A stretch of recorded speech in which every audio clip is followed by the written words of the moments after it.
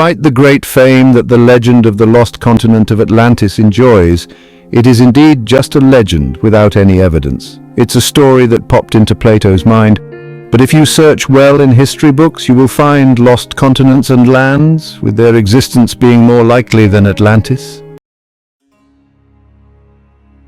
The lost continent of Lemuria arose from a hypothesis based on references in some ancient text. The term Lemuria is derived from the name of the lemur animal, a type of primate divided into different families and species, all of which live in India and Madagascar. Madagascar is an African island located in the Indian Ocean. For this reason, some researchers believe that India and Madagascar were once part of a larger continent. In the 1960s, this hypothesis was confirmed scientifically, making the Lemuria hypothesis very popular among specialists, with many convinced that Lemuria was real and existed at some point.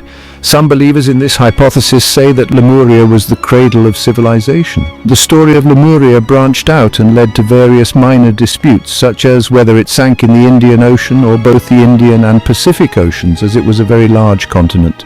Some even suggested it was a part of a larger continent called Mu. However, despite these different interpretations, they all agree that there was indeed a lost land called Lemuria. However, these interpretations fall under the category of pseudoscience. Despite the varying degrees of confidence in the information about Lemuria, it is still stronger than the information about Atlantis.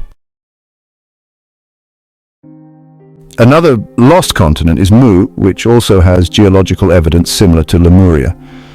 Many researchers talk about it, including the Japanese marine geologist Masaki Kimura, who considered that the rock formations buried underwater near the Japanese coast, such as the Yonaguni Monument, are remnants of the lost civilization of Mu. Some even consider Mu and Lemuria to be one giant continent.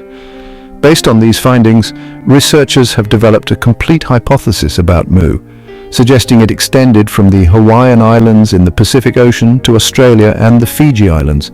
Many researchers attribute famous landmarks such as the Moai statues on Easter Island to the Mu civilization. As the hypothesis of Mu became famous, it was also exaggerated and mythologized, leading to religious groups and organizations making pilgrimages to Mount Shasta in California, believing it to be the last refuge of the Mu people after their continent sank.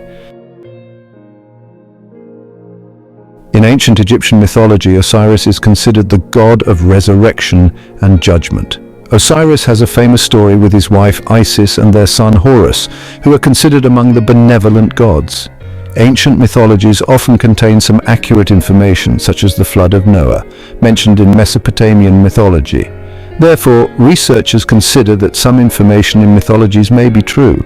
Some researchers believe that there was an Osiris civilization founded by Osiris's family, which existed in what is now the Mediterranean Sea. According to this hypothesis, the Nile River once extended throughout the Mediterranean, reaching Malta, Sicily, and Gibraltar. The Osiris civilization spanned this vast area and was the mother civilization from which many other civilizations emerged. However, when the Atlantic Ocean and the Mediterranean Sea formed in their current shapes, the Osiris civilization and its lands sank. The survivors of this catastrophe, according to the hypothesis, founded the known civilizations we have today. Supporting this hypothesis, we have geological information confirming the presence of over 200 submerged cities in the Mediterranean Sea. Shambhala is a Sanskrit name with references found in the religious texts of the Bonpo and Bon religious communities, which are prevalent in the Tibetan plateau. Regardless of the details of their religion, these texts talk about Shambhala as an advanced civilization stretching from the Pacific to the Indian Ocean, encompassing many islands and countries that exist today. However, due to a devastating catastrophe, likely a large earthquake, and tsunami, most of Shambhala's lands were submerged. Because the inhabitants of this civilization were advanced, many managed to escape to the highlands of Tibet.